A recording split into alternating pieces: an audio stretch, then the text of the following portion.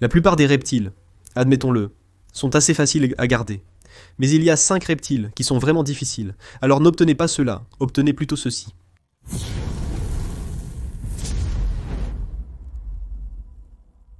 Pour être clair, ces animaux sont difficiles.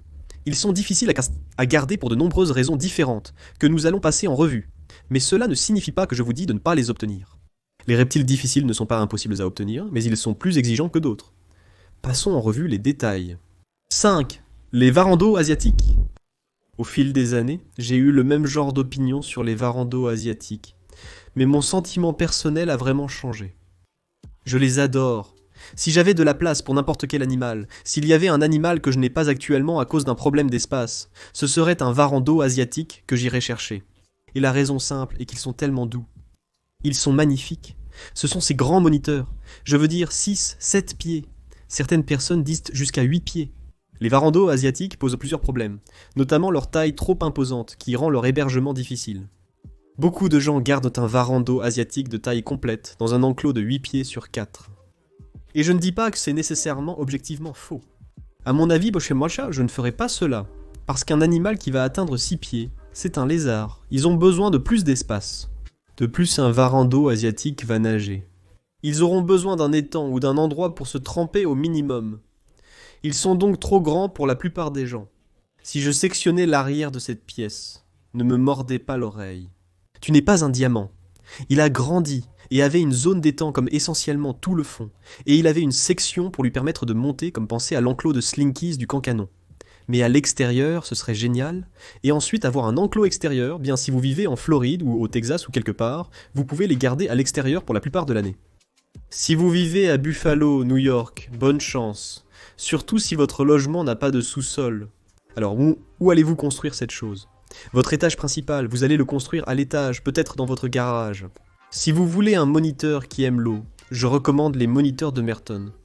Ils ne sont pas les plus faciles à s'entretenir, mais au moins leur taille n'est pas un problème. Ils vont beaucoup nager, et ils sont plus petits, et ils ont vraiment l'air cool. Les moniteurs de Mike sont une ressource fantastique. Si vous vous intéressez à eux, quelque chose de plus réaliste, si vous voulez juste un moniteur qui est plus réaliste, ce sont les plus petits. Donc si vous voulez quelque chose comme, disons, je ne sais pas, un moniteur Aki, un moniteur Kimberly Rock, bien que je pense que les Aki ce sont probablement l'option la plus facile et la meilleure. Peut-être que la meilleure option serait, eh bien, Kevin McCurley chez Nerd est en train de créer des versions naines, de véritables moniteurs d'eau asiatiques, et il les fait dans différentes morphologies. Je respecte énormément Kevin, et j'adore Nerd. Ils sont géniaux. Je ne connais pas la disponibilité de ces moniteurs nains. Certains d'entre eux n'atteignent que 86 cm, soit moins d'1 mètre. C'est la moitié de la taille d'un véritable moniteur d'eau asiatique. Mais si vous voulez quelque chose que vous pouvez obtenir la plupart du temps, ils sont plutôt bien, vous savez. Facile à trouver, juste un peu cher, et vous voulez qu'il ressemble à un dragon noir. Parce que si je devais obtenir un moniteur asiatique, ce serait l'un de ces spécimens mélanistiques. Ils sont appelés dragons noirs. Ils sont maintenant en fait assez abordables. Si vous voulez un moniteur noir, comptez environ 2000$, c'est plus réaliste. Peut-être un moniteur d'arbre noir, le Bakary. Donc je pense que ce sont probablement les plus cool des moniteurs d'arbres, à part les bleus, simplement parce que en général, bien sûr, c'est anecdotique. Ils ont l'air vraiment cool. Mon ami Greg chez Beneath the Canopy sait que ce seront des vidéos verticales. Parce qu'il est un gars d'Instagram, mais il est juste tranquille. Sur sa tête, c'est génial, exactement ce que je recherche dans un moniteur. J'en ai commandé un qui arrive bientôt. Là j'ai un moniteur d'arbres vient de s'abonner. Si vous voulez le voir, ça va être comme je ne peux pas attendre le numéro 4 crocodilien, maintenant cela peut sembler évident. Il y a un très spécifique parce que je pense que beaucoup de gens demandent toujours, en général. Mais beaucoup de gens pensent qu'obtenir un caïman nain, qui est un crocodilien. Les caïmans sont des types d'alligators, c'est juste comme... D'accord. Bien, je peux avoir un alligator, et c'est minuscule. Comme non, un caïman nain va toujours atteindre 4 pieds, moi, ce qui est énorme, peut-être pas pour un crocodilien, mais pour un animal qui a des lames de rasoir dans sa bouche, et est généralement querelleur, et ne veut pas être tenu. Un caïman nain n'est pas un chiot ou même un tégu. Ce n'est pas quelque chose de facile. Cet animal est une grande responsabilité. Donc, si c'est légal dans votre région et que vous avez de la place pour le faire, alors bien sûr, si vous avez la formation et que vous comprenez le risque, mais pour 99% des gens, n'allez pas chercher un caïman ou vraiment n'importe quel crocodilien. Pour des ressources, mon ami KJ2, Cozy c'est tout, il peut vous aider. Il est sur TikTok et Instagram. Et il a essentiellement une installation où tout est en cage et comme de grands, énormes étangs. Et c'est comme ça qu'on fait. C'est une personne folle qui comprend les risques. Je vais en recommander quelques-uns ici pour tout le monde. Si vous voulez quelque chose de grand et toujours difficile, peut-être obtenir quelque chose comme un lézard caïman. Un lézard caïman, aussi appelé tégudo, est un animal. Ils sont donc semi-arboricoles, ils sont semi-aquatiques. Ils ont une scalation qui ressemble à celle des crocodiliens, et ils aiment l'eau. C'est votre meilleur choix, mais cela réapparaîtra sur la liste, car c'est aussi difficile. Si vous avez tout l'argent du monde, alors offrez-vous un moniteur sans oreilles, de Bornéo. Ces choses ressemblent beaucoup à des crocodiliens. C'est très sérieux. Procurez-vous un introduit éthiquement dans ce pays ou élevé en captivité. N'achetez pas un braconnet. Les tigres sont très menacés. Je condamne l'achat de tigres sur le marché noir et le déconseille fortement. Maintenant, évidemment, c'est le meilleur scénario pour la plupart d'entre nous qui n'ont pas 3000 $ pour un animal. La meilleure option, mais beaucoup plus petite, et qui n'agit pas du tout comme un crocodilien, mais qui ressemble à un, serait un 5 à crocodile. Les 5 à crocodile aux yeux rouges, vous pouvez les obtenir pour, vous savez, 3, 4, 5, 600 $ s'ils sont élevés en captivité. Encore une fois, achetez-en un élevé en captivité. Si vous achetez des spécimens importés, ils seront moins chers, mais auront une durée de vie plus courte. Ils se cachent souvent, et ne sont pas si intéressants à avoir comme animaux de compagnie, mais cela dépend des préférences de chacun. Si vous souhaitez le manipuler hors de son enclos, ce n'est pas pour vous. Mais si vous voulez un animal amusant et intéressant à photographier, qui ne sera pas toujours présent, et avec lequel vous ne voulez pas forcément regarder un film, c'est une excellente option plus réaliste pour vous. Étant donné la difficulté de s'occuper de ces animaux, il est généralement nécessaire d'avoir un mentor ou des conseils pour apprendre à en prendre soin correctement si vous envisagez d'en avoir un. En troisième position des reptiles de compagnie les plus difficiles, on trouve les lézards caïmans. Je sais que je viens de suggérer d'en avoir un à la place. Les lézards caïmans sont meilleurs que les vrais caïmans, mais ils restent mauvais pour la plupart des gens. Et je vais en fait en faire un grand lézard semi-aquatique, semi-arboricole, donc les lézards caïmans. Même les basiliques, je dirais qu'il y a 3 espèces, mais tous, même les dragons d'eau chinois, les dragons d'eau australiens.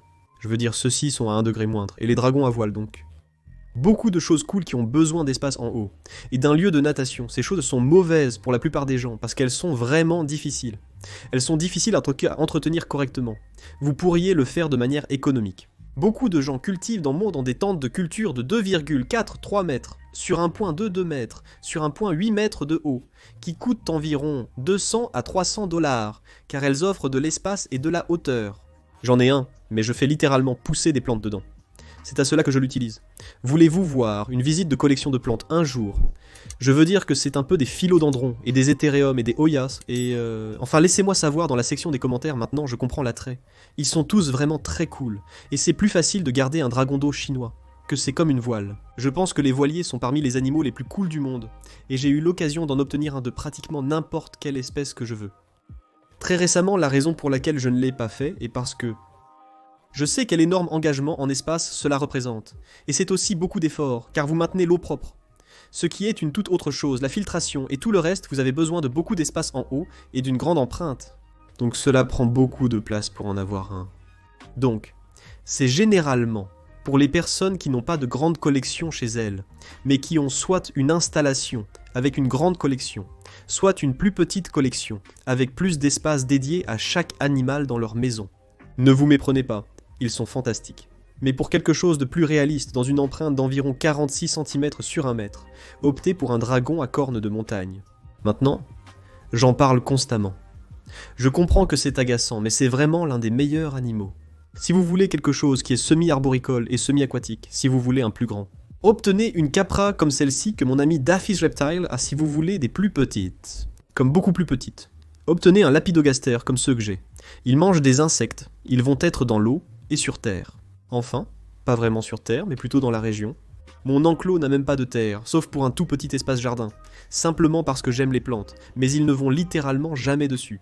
Les dragons à cornes de montagne passent leur temps sur des branches, des perchoirs ou dans l'eau en mouvement, car ils ne peuvent pas voir l'eau stagnante. Ils mangent des grillons qui se trouvent sur ces surfaces. En fait, ils doivent avoir un bulleur, un ruisseau ou un courant. Je vais faire une vidéo complète sur cet enclos, je les adore. Ils sont géniaux, je vais faire court avec celui-ci. Parce que je sais que j'en parle peut-être trop. Numéro 2, les tortues sulcata. Eh bien ça dépend. Si vous vivez en Arizona, vous vous demandez probablement de quoi je parle. Ces choses sont faciles. Je les mets simplement dehors dans mon jardin. Mais la plupart d'entre nous ne vivent pas en Arizona ou à l'ouest du Texas. La plupart d'entre nous vivent dans un endroit où on ne peut pas les garder à l'extérieur. Maintenant, si vous ne le savez pas, les tortues sulcana sont les 3e plus grandes tortues du monde. Ces tortues à éperons africaines sont énormes et comptent parmi les plus agressives envers leurs congénères, mais pas envers les humains. Elles sont originaires d'Afrique. Tout en Afrique est comme essayer de tuer. Ce n'est pas l'Australie, mais comme vous savez, l'Afrique est un endroit assez difficile pour vivre. Beaucoup de prédateurs, et vous savez, la sécheresse et des choses comme ça. Ces animaux aiment le sec. Leur régime alimentaire est vraiment facile. Si vous avez une grande zone extérieure, dans un environnement aride et chaud, cela vous conviendra parfaitement. Passons à l'animal suivant. Mais si vous vivez comme la plupart d'entre nous, où vous devriez le garder à l'intérieur. Je veux dire, il y a littéralement des photos sur internet, comme celle-ci d'eux, qui traversent le placo. Donc où allez-vous le garder la plupart de l'année quand il fait trop froid? Mon option est d'obtenir un autre type de tortue. J'aime les tortues, je pense. Donc ce serait cool d'en avoir juste. Ça ne me correspond pas, mais ce que vous pourriez faire, si vous voulez, comme une plus grande qui est encore assez grande. Les tortues léopards sont géniales. Mais pour moi, parce que je vis dans un environnement plus humide, je pense que les têtes de chéri, les pieds rouges, les pieds jaunes, ils sont tous la même chose. En gros, ceux sont pour moi les plus cool, parce que je vis dans un endroit où je peux garder le mien à l'extérieur pendant 5 mois par an. J'ai déjà eu le mien à l'extérieur pendant quelques nuits. Ce soir, c'est un peu trop frais. Donc ils sont à nouveau à l'intérieur pendant quelques jours, mais généralement, à partir du week-end de mai 4, si vous ne le savez pas, au Canada, nous avons la fête de Victoria, qui est comme le Memorial Day. Pour nous, en gros, de toute façon, le 2e dernier week-end de mai. Je les mets dehors, et je ne les rentre généralement pas avant la dernière semaine de septembre, et je vis dans la région parfaite, parce que Niagara Falls est assez proche, donc c'est très humide, ici il fait très très chaud. Donc c'est parfait. Mais si vous vivez dans une région un peu plus sèche et que vous voulez toujours un animal qui est plus petit, il y a beaucoup de bonnes options, les tortues d'Hermann, il y a des options méditerranéennes, vous pouvez même obtenir une tortue boîte, si vous voulez quelque chose qui mange des insectes à la place. Il y a tellement de bonnes ressources, la tortue de l'état du jardin serait l'une d'elles, mais de toute façon, si vous voulez une tortue, vous pouvez en obtenir une. Elles viennent, et vous savez. Choisissez votre propre aventure, de comment vous voulez les garder. Mais une sulcata est sur la liste, parce que c'est la plus difficile à garder de toutes. Bien à part les Galapagos. Mais tout dans la liste, nous essayons de rendre raisonnable. Je vous promets que vous ne trouverez pas de tortues des Galapagos, dans un refuge numéro 1, python réticulé du continent.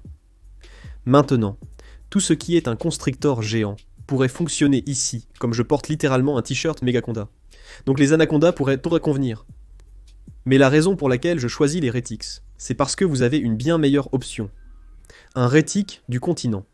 Je veux dire, regardez cette chose que j'essaie de maîtriser. La raison pour laquelle c'est si difficile n'est pas seulement parce que vous avez besoin d'un énorme enclos pour le faire correctement. Je veux dire, nous parlons d'un 20 pieds, même si c'est un animal de 18 pieds, un python réticulé de 18 pieds, ou 20 ou 22 pieds. Si vous en obtenez un vraiment grand, ils sont une espèce semi-arboricole, même quand ils sont plus âgés. J'ai eu la chance de trouver des pythons réticulés, à l'état sauvage. Et devinez quoi, ils n'étaient pas au sol. Donc vous allez devoir leur donner des options très solides, pour grimper. Ils aiment aussi beaucoup l'eau, la plupart du temps. Maintenant, je ne dis pas que c'est aussi nécessaire que quelque chose comme un anaconda pour leur donner comme une grande piscine. Mais généralement, ils utiliseront l'eau, plus que des choses comme les pythons rocheux. Africains, comme un autre exemple, plus. Ils ont de sérieuses dents. Maintenant, gardez à l'esprit qu'ils ne vont pas vous mordre. À moins que vous ne vous trompiez. C'est généralement de votre faute. Ça ne va pas faire du bien s'ils vous mordent. En comparaison à dire quelque chose comme un python royal, ou la meilleure option, un python réticulé super nain. Les pythons réticulés super nains, il y a quelques localités, donc ça dépend de quelle île vous l'obtenez. De quelle taille il va être, certains d'entre eux peuvent encore être assez grands, 10 ou 12 pieds. Certains d'entre eux. Si vous savez, allez à Reach Out Reptile. Je les appellerai l'autorité sur les rétiques super nains. Certains de ces mâles sont de 6 pieds, à l'âge adulte. 6 pieds pour un python réticulé à l'âge adulte. J'ai manipulé des animaux à sa place qui sont plus petits que des pythons royaux, en termes de poids et de circonférence. D'accord ? Donc, vous pouvez avoir un python réticulé, tout ce que vous aimez chez eux, parce qu'ils sont si intelligents, et qu'ils ont ce visage incroyable, et la coloration, parce qu'il y a un tas de morphes différents, et leur incroyable appétit dans un plus petit paquet. Donc, Un python réticulé super nain est de loin une bien meilleure option. Si vous en cherchez un, allez voir Garrett de Reach Out Reptiles, une excellente chaîne YouTube et un ami à moi. Je viens de recevoir 30 serpents de maison. Vous pouvez voir les vidéos ici, c'était très amusant. J'ai une scie et je ressemble à un fou. Dans les commentaires, dites-moi quel est le reptile le plus difficile que vous ayez eu et une meilleure alternative.